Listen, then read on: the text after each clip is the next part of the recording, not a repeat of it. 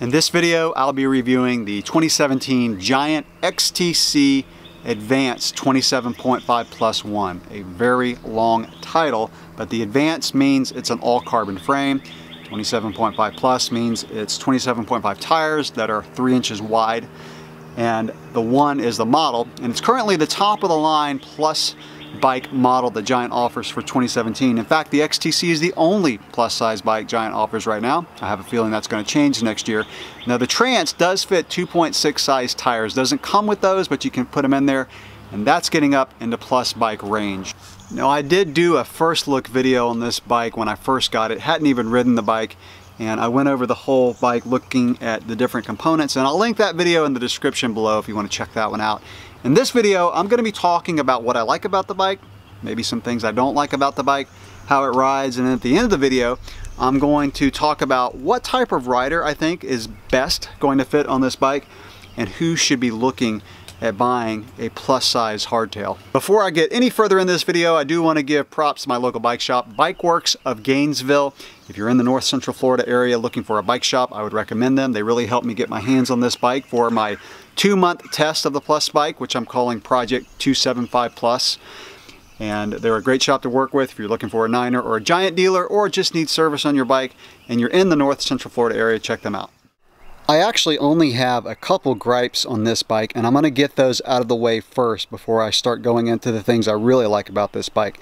The first one is the seat post. I had a problem with it slipping when I first installed it, and it was probably my bad for not putting enough carbon grip paste on the seat post. You really have to coat it, so I use something called fiber grip, and the bike actually comes with a little packet of grip paste is what I call it. And so it did slip, but you do have to really nail down the torque specs, 8.5 newton meters. So if you get one of these bikes, make sure you do use a torque wrench and get it exactly. You don't want to go too low and you don't want to go too high on your torque specs. The other issue I have with this seat post is it's creaking.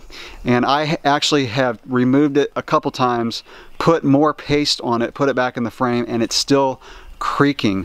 It's not terrible, but it's there, and on a new bike I cannot stand anything that makes noises, and so as of yet I have not been able to remedy that. This seat post also is not the lightest seat post in the world, and this is, I believe, not a Giant brand seat post.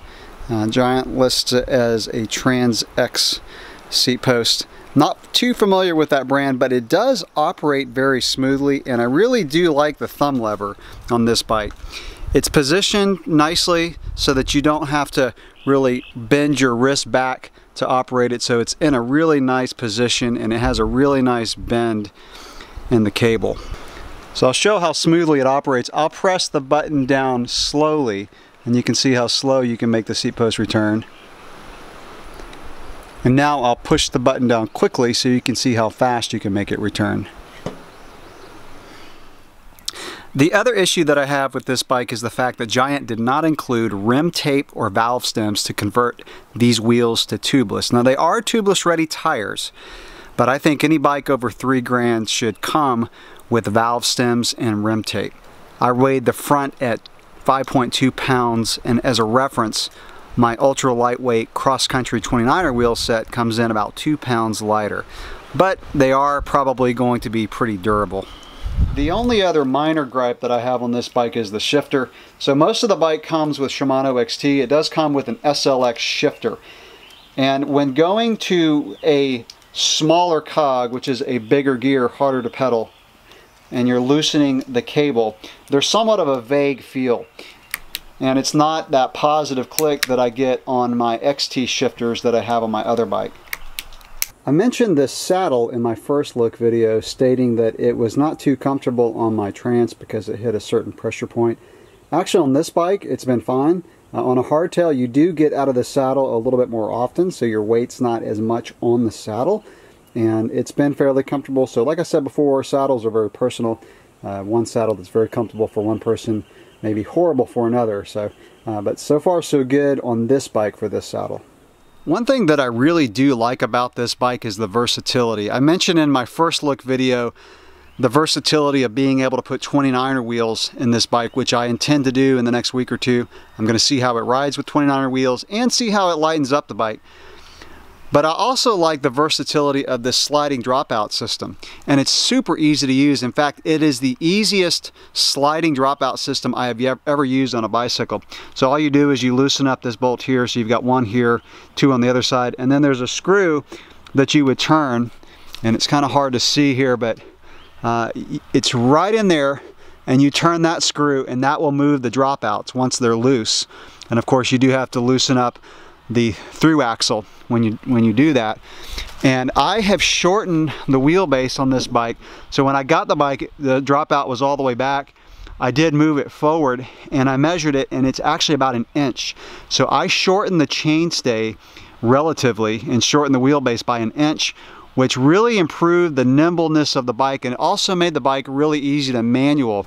The drivetrain on this bike has been absolutely flawless. No drop chains, no misshifts at all. So it does come with a Shimano XT crankset and Shimano XT rear derailleur, and the cassette is an SLX. And the cassette is 1142. I found it to be a really good gear range so far. When I ride up in the mountains, I'll report back and see how this bike does as far as gearing and riding in the mountains. But so far, it's been great. I do use the clutch engaged on the XT derailleur, so engaging that clutch will tighten up the spring of the cage and reduce chain slap, and also reduce dropping the chain. After riding carbon rims on other bikes, I have not been able to ride an aluminum rim and have the same stiffness and ride characteristics of carbon. I really noticed the flex in aluminum rims. However, because these rims are so wide and pretty durable, they are also very stiff laterally, and I've appreciated that. The cornering is very precise on this bike. For being a 27.5 plus, it's got really good lateral stiffness, and they're not overly harsh in terms of bumps. The air pressure that I've settled for these tires is about 11 psi in the front and 12 psi in the rear. Just to give you a reference, on my cross-country 29er, I run about 20 to 21 in the front and about 23 to 24 in the back. And for example, the rear tire with 12 psi, when I squeeze this tire, it's got about the same firmness as my 29er tire with 24 psi. So I'm fairly lightweight. I'm 145 pounds, and so I don't have to run really high pressure. I will say that in plus size tires, pressure is crucial. If you go too high, the bike's going to ride harsh. If you go too low, the tire's going to wallow around. Some people have made comments, they think they're running pressures. I'm running pressures a little too low. I like it. I mean, I feel like it's a really good PSI for my weight and the type of riding conditions. I don't have a lot of rocks in my local area. It's a lot of roots, so I want the tire to deform over those roots and make the ride more supple. Let's talk about what category I feel like this bike fits in. Now, Giant has this bike listed in the cross-country category on its website. After riding the bike for a week, I feel like it fits more into the trail bike category, set up as it comes out of the box with the 27.5 plus tires. Even if you look at the components, 120 millimeter travel fork, a shorter stem, slacker geometry, a dropper seat post, all of those things you would find on a trail bike. My own definition of a trail bike is one that you would sacrifice some climbing ability and speed for a bike that's more fun, more capable, more stable on a descent.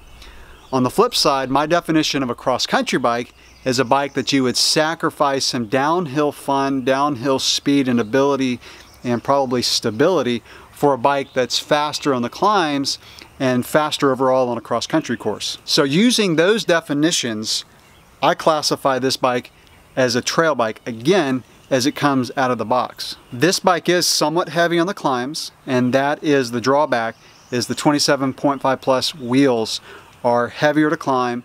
They're going to feel a little bit more sluggish when you're accelerating out of a turn. However, this is a very, very planted and stable bike. It is a bike that takes cornering traction to a whole new level. You are able to brake late into corners, lean the bike harder, push it harder in the corners than any other bike that I've ridden. Typically, I don't use the phrase descending fun and hardtail in the same sentence. However, this bike changes that. This is the funnest descending hardtail I've ever ridden. It's also the most comfortable hardtail I've ever ridden. I've been riding full suspension for the past probably 7 or 8 years. And getting back on this bike, it did take a little bit of adjustment, but the fact that it has those plus size tires and the slacker geometry makes it a very comfortable and fun hardtail to ride. So I mentioned the fact this bike does come with a 120mm fork, which is one that you find more on trail bikes than cross-country bikes, although some cross-country bikes today are coming with a 120. This is the Performance Series, not the Factory Series. One of the main differences is it doesn't have the Kashima coating, but I do like this black on here, and it's been very smooth. It's worked really well. It's a stiff fork, and the boost spacing, so the 110 wide spacing on the axle, really helps this fork to ride stiffly and corner very precisely.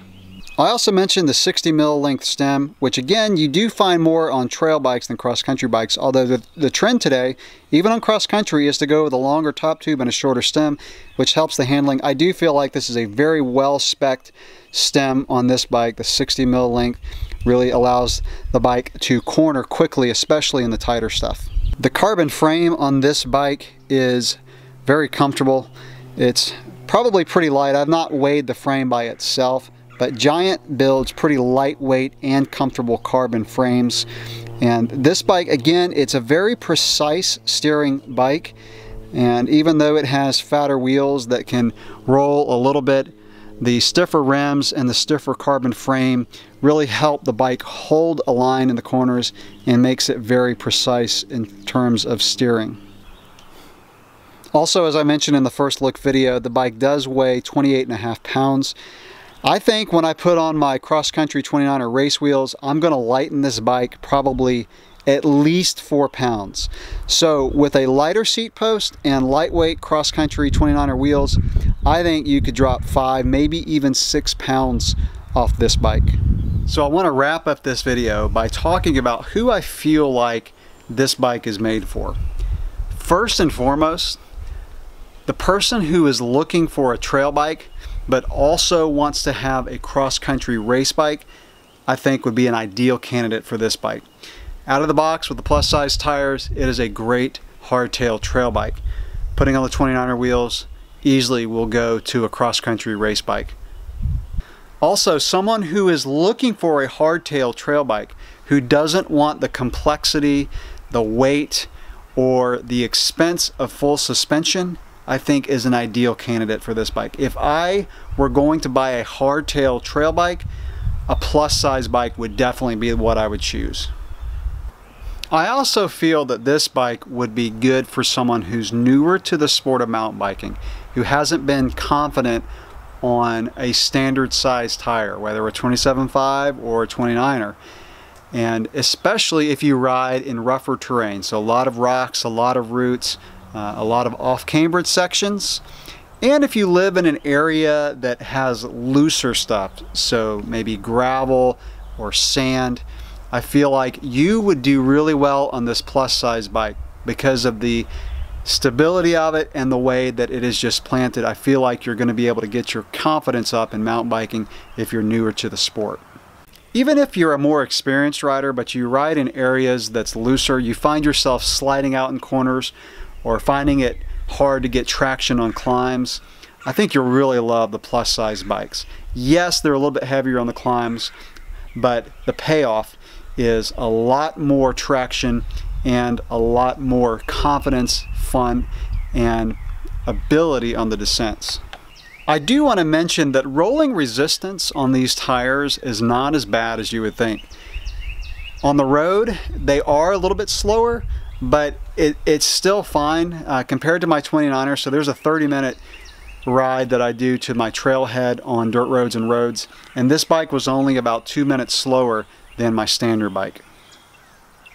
If you haven't seen them, I do have other videos on this bike that I'm using for what I'm calling Project 275 Plus, where I'm really comparing this bike to my 29er and doing some other tests on it to see how it compares, also with 29er wheels on this bike taking out the tubes, that kind of thing. So check out those videos if you haven't, and I'll link some of those in the description below. So that will wrap it up of my review of the 2017 Giant Trans Advanced 27.5+1. Any questions or comments you have, leave them below. If this type of video was helpful for you, please give it a thumbs up for me. It helps me out. Thanks for watching.